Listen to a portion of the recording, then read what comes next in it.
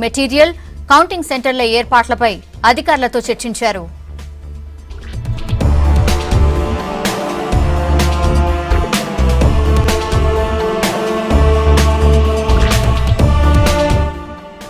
రాష్ట్రంలో 32 జిల్లా పరిషత్లు, 535 జెడ్పీటీసీలు, 5857 ఎంపీటీసీలకు 3 విడతల్లో ఎన్నికలు జరగబోతున్నాయి. దీనికి సంబంధించి ఈ నెల 20న షెడ్యూల్ విడుదలయ్యే అవకాశం ఉంది. మే 6న తొలి విడత, మే 10న రెండో విడత, మే 14న మూడో విడత ఎన్నికలు నిర్వహించే అవకాశం ఉంది.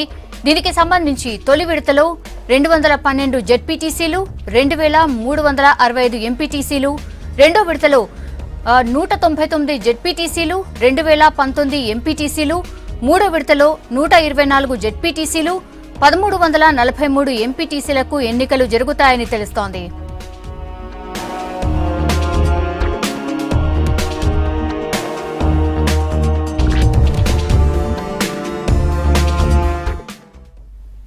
మొత్తం మీద రాష్ట్రంలో 1,56,11,320 మంది గ్రామీణ ఓటర్లు ఉన్నారు.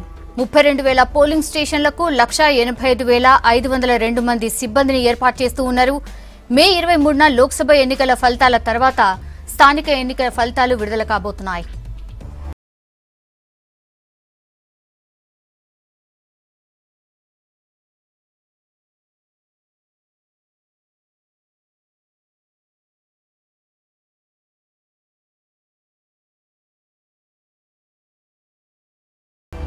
ఇక ఈ ఎలక్షన్ ఖర్చు విషయానికి వస్తే ఎంపీటీసీలకు 1,50,000, జెడ్పీటీసీలకు 4 లక్షలు ఎన్నికల ఖర్చుగా నిర్ణయించింది ఎన్నికల సంఘం.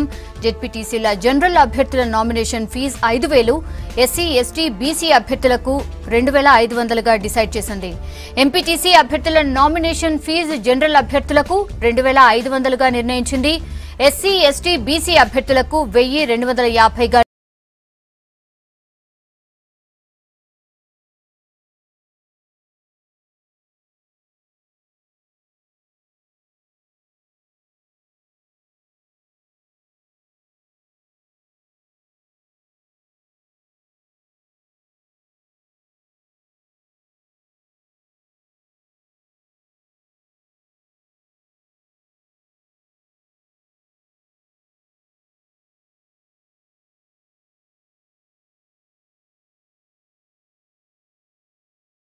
జరపడం జరిగింది.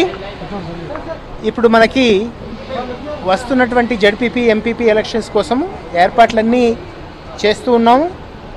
స్టేట్ లెవెల్లో చేయాల్సిన ఏర్పాట్లన్నీ ఇంచుమించుగా కంప్లీట్ అయినాయి.